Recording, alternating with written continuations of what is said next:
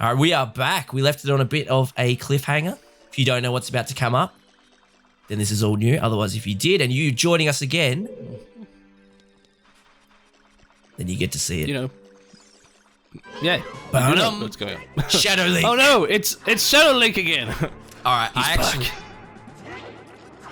I actually can't remember how to defeat this guy, if I'm being completely honest here. Hammer to the face, bitch. Okay, hammer to the face. That did the trick. Ah. Let's give that a go. Ah. Did more than a trick, it actually sent him all the way back. Hammer is easy. Yeah, you haven't got a hammer, have you, Shadow Punk?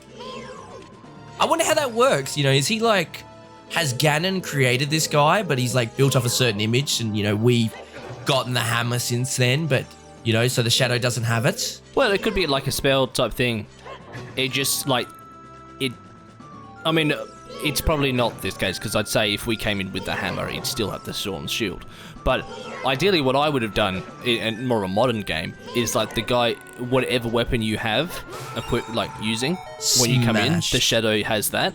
Yeah. And then if you swap weapons at too late, the Shadow only has the one weapon. Maybe, yeah. Absolutely smashed him. Smash Shadow Link. Because we had a hammer. And that's what it. hammers are for. He didn't have a hammer. Smashing. And construction, little smaller hammers. But no, I think we mentioned it when we played it, but Shadow Link first appears in the second game. Despite being such a different game, it had so many establishing Zelda things, and one of those being Shadow Link. Boom. The long shot. Oh, wow, okay, this just makes it... Literally, so this is just an upgrade, right? It's not like we have to literally twice as far. Yep. Literally twice as far. Oh, sweet. That's easy to miss. Holy crap! I'll be honest. Navi for once actually did something useful, because Navi jumped to it. I actually might have missed that. Oh man, how does the song go again? Wait, no. It's like down, up or something? No.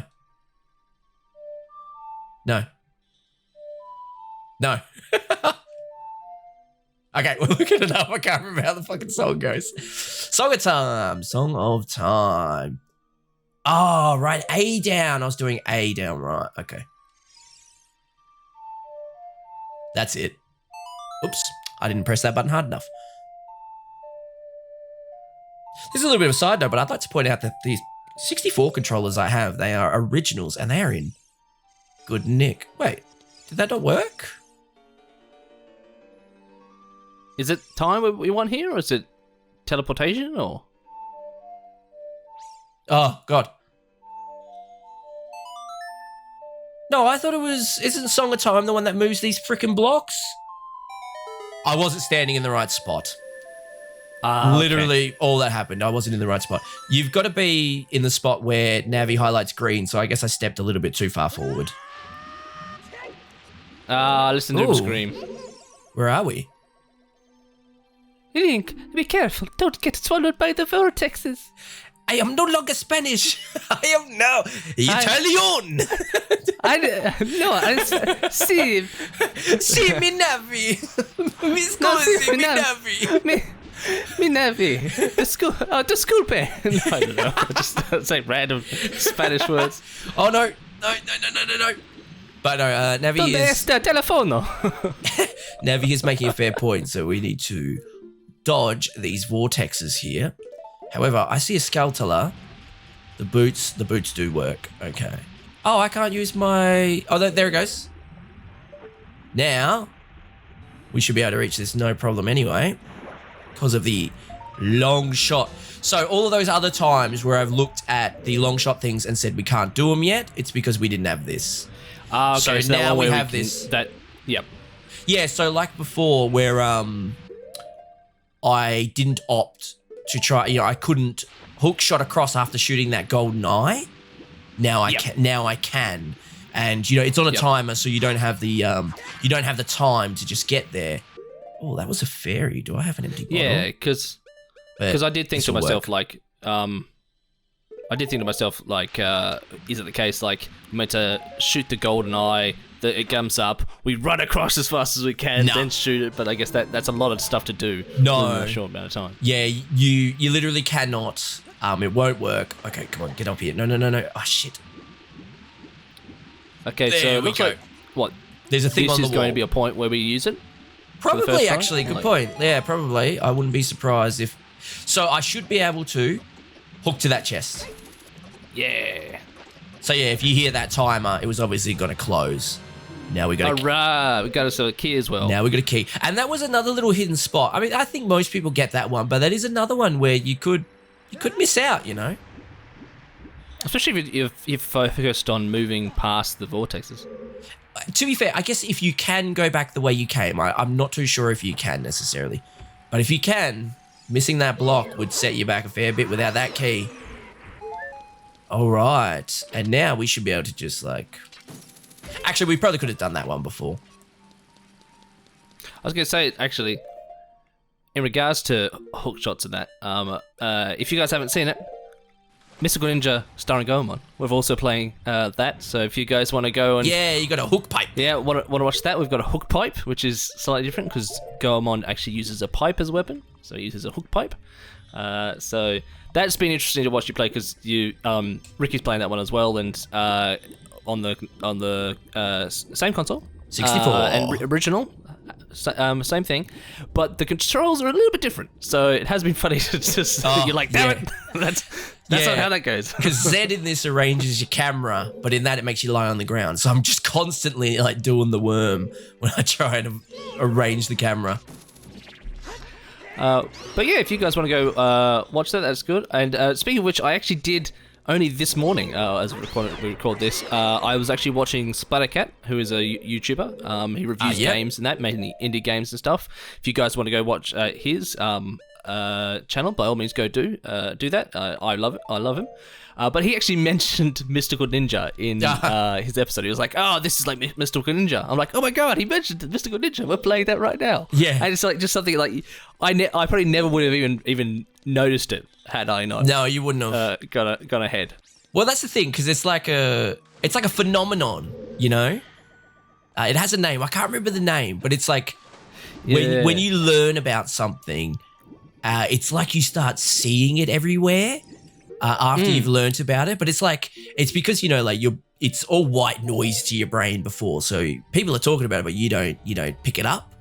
But then when all of a sudden you've learnt about something, you start realizing when it's being spoken of, and it's like it feels like a bizarre thing, you know. It's like, now, I only just watched this. Now everyone's talking about it. Like, we only just started going on, and now, you know, you've probably never heard of it before, for the most part, you know.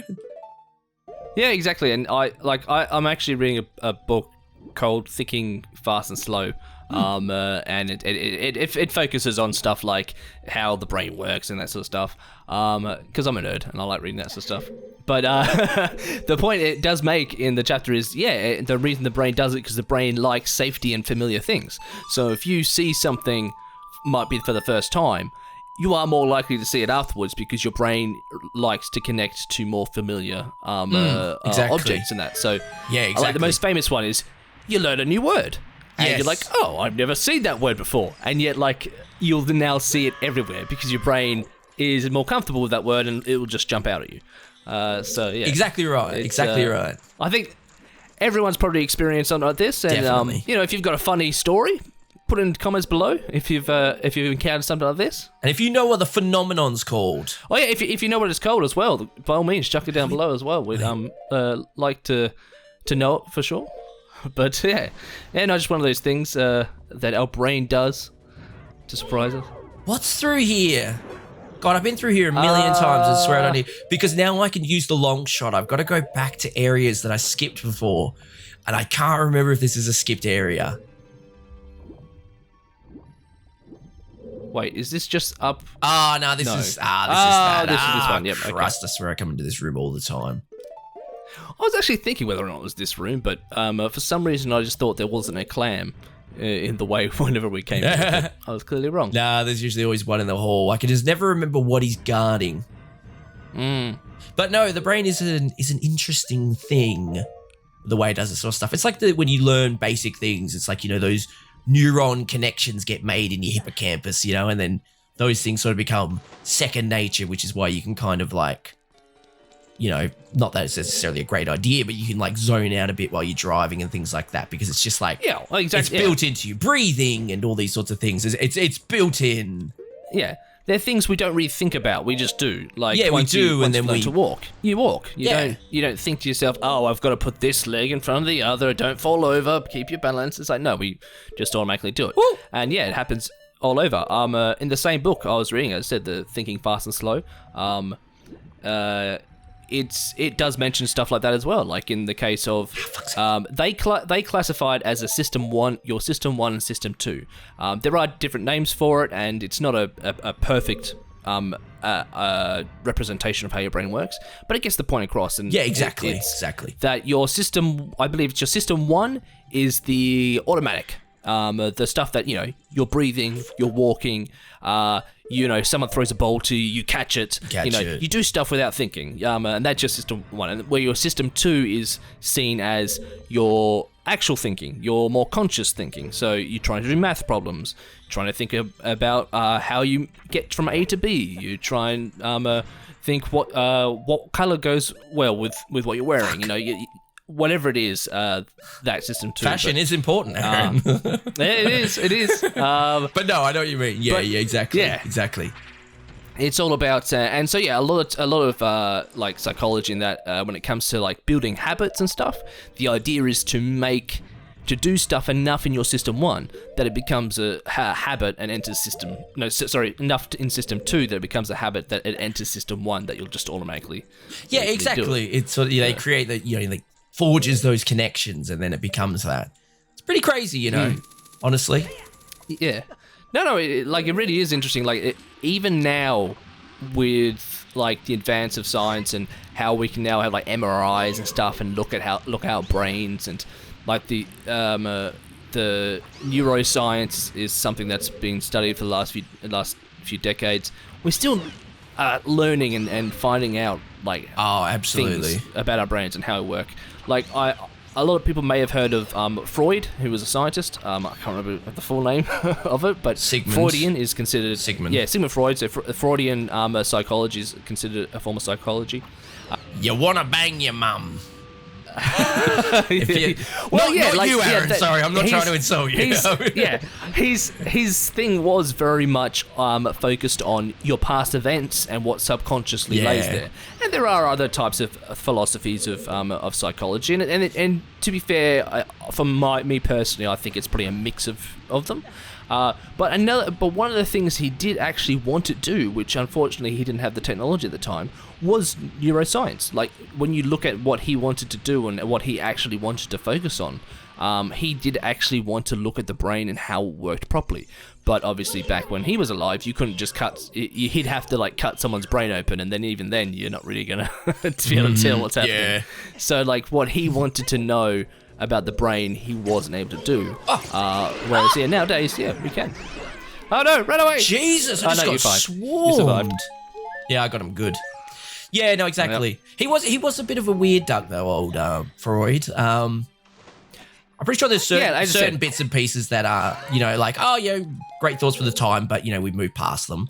And definitely. And then he has some weird ones, like he thought that the clitoris should be cut off women and things like that. And he had some weird ones. It is funny because you look at a lot of these scientists and that, like, throughout the ages, and some of them come up like with really good established ideas that we're still used today and that have held up really well. But because of the time, let's face it, a lot of the times sometimes they're just throwing things at the wall and seeing what sticks. Yeah, so exactly. Some of the stuff they come up with, you're just like, nah, mate, that's not how that works. Nah, we're not going to do that, eh? Yeah. But, as I said, some of his stuff he talks about, really cool, makes a lot of sense. Some of it's not so much. And then you've had other people, like there's another philosopher called Ardor, I think, or Arden, I can't remember his name. But he talks about, like, the society and your environment affecting you more. And we've sort of, and that's sort of become a lot more popular in today's psychology. Yeah, exactly. But But again, even he doesn't have Nature nurture. Even he has stuff that you would look at going, okay, do I really agree 100%? So yeah, with all of them, it's about finding what they're talking about is actually right, what isn't, what affects us, but. Yeah, I know you're okay to watch us play Zelda Ocarina of Time, but hey, there's some really basic lessons on some psychology. No, that's it. We know you came for the video games, but we hope you stay for the likely very misinformed psychology. I'm hoping that we are somewhere in the ballpark. in the area of right. Neither of us are trained or, in any way able to relay this as teachings, but we're just sort of recounting what we remember. Yeah, if anyone does happen to be a psychologist or something, and knows things and wants to correct us, by all means, leave a comment. If you want to have sex with your mum, let us know in the comments below. Because you look at some of that stuff with how some people's mums are fine. Yeah, but not your own. They don't call them milfs or nothing. Oh God. But the thing is, the thing is, Freud is, you do look at some of his stuff, and obviously the thing that gets joked about a bunch is the whole men want to sleep with their mother and all this sort of stuff. And you sort of read through it and you go, you sure you didn't just want to sleep with your mum, Sigmund? Yeah. Are we projecting this a little bit? Maybe is this maybe just a you thing? I know, and it is funny because you think that are you not just projecting type thing, and it's some parts of his psychology actually touches on that, projecting. No, that's it. It isn't all as simple as all that. Yeah. So it is wait, are you subject to your own thoughts on psychology? Yeah, exactly right. Okay, let's see. Oh, I don't know if I can get on them if they're that high. Can I? I can. Sweet. Oh, yeah. There we got go. The jump. It's like that scene from the Hobbit movies where Legolas just jumps up falling rubble. I'll be honest, because that's I've physics. not watched them all. I've only seen the first one. Haven't you? Nah. Okay. I tried to watch the second one. I fell asleep. They're okay movies. Then I still think the original Lord of the Rings are better, but the Hobbit movies are still fun movies to watch. But yeah, there's in the third movie of the Hobbit. There's a point where Legolas, who isn't actually meant to be in the movie, by the way, he doesn't exist in the books, in the book The Hobbit, but chuck him in there for fun. There's a bridge that starts collapsing, and he's on the bridge, and he falls. And to survive, he starts running up the rubble, and jumping off pieces of rubble, and it's really anime shit, and it's just but that's not how physics work. Yeah. It's that's not you're also you have not to be immortal. In space. Yeah, that's true. That's how space. You have to be in space for something like that to work. But in real life, it's what? Do you weigh like a fucking feather? Yeah. At the end of the day, though, it's Legolas, and he's way cool. Oh, yeah, no, exactly. He's the superhuman elf. He's awesome.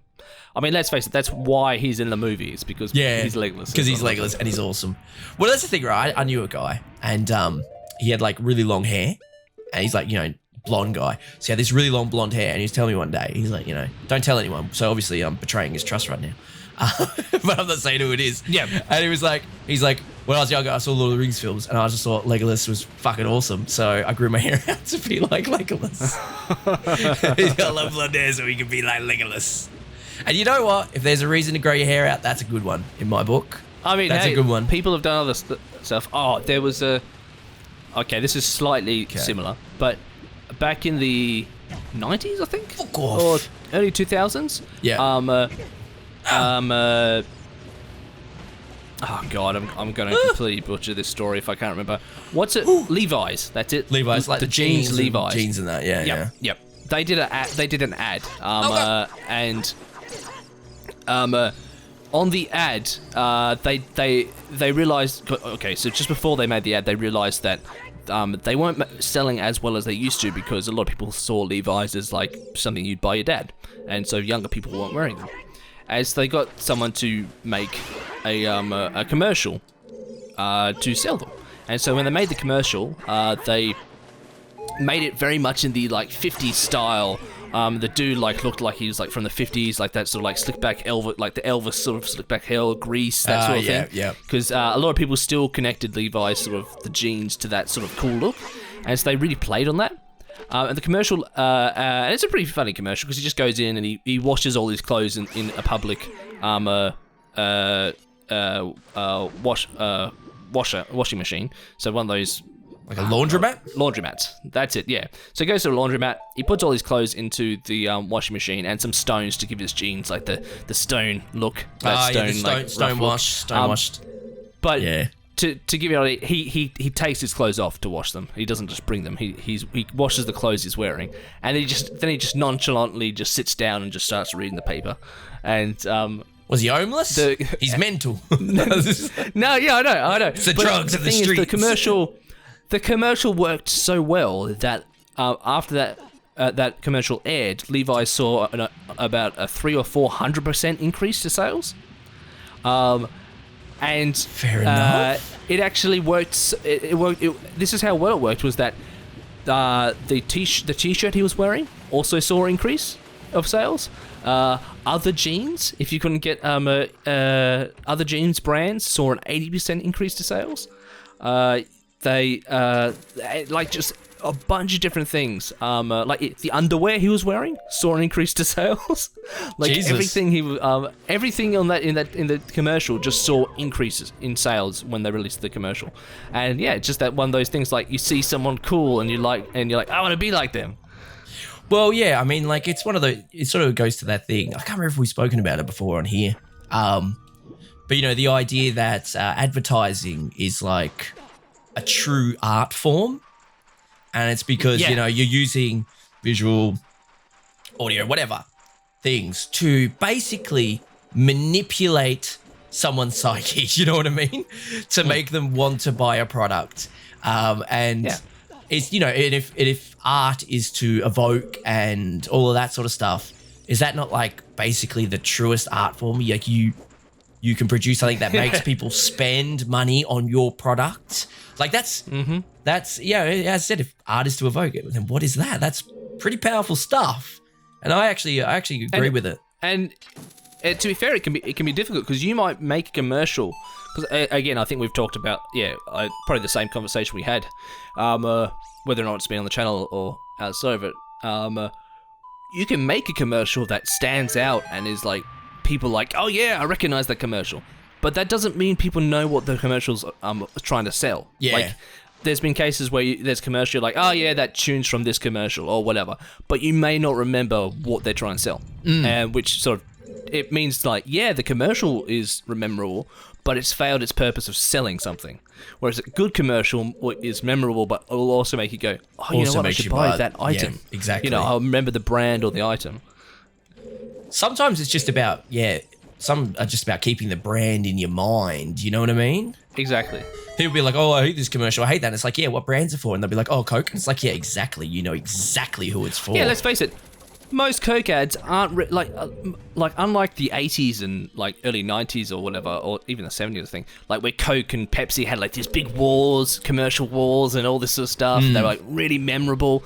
Most ads nowadays for these big brands aren't memorable. They're very generic. They all follow the very basic principle of every other commercial that's done.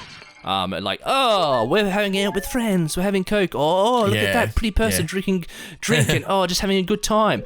But as you said, the main idea is just that you see the brand, you see the brand, it keeps it in your mind, and you're like, oh yeah, that's right, Coca-Cola. Oh, I've run out. I probably should get more, or something. Like that. Exactly. Like they're so established that they're just trying to make you remember that they're still there, not really, to make you like, oh, I really want to buy it. It's more just like, oh, that's right, Coca-Cola. It's so when you're at the shop and you're looking at what to buy for a drink, your brain goes, hey, I've heard of Coke. Rather than I haven't heard of all these other ones or whatever. It's that's all it needs. All it needs is for your brain to go, oh, I know this brand, when you're going to select something.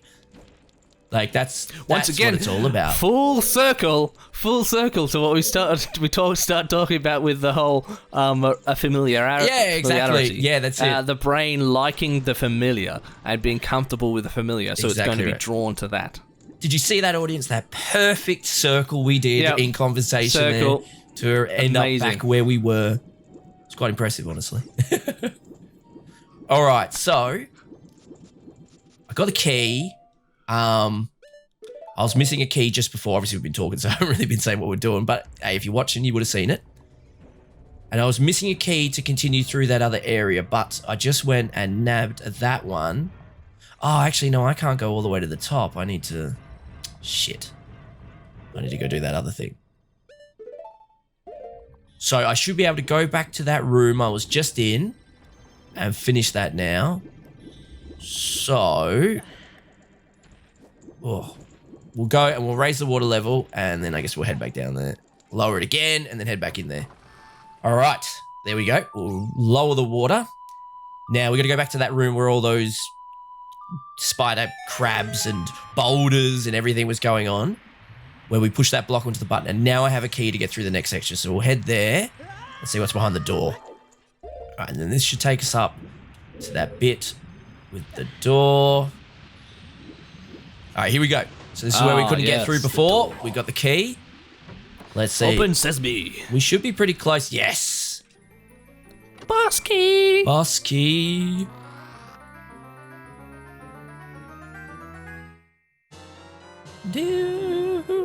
And there it is. This is one of the only chests where the build-up doesn't really seem necessary. It's like, look, we know what's in the gold and blue chest. You know, like we don't need the build-up. The other chests, sure, but not this one.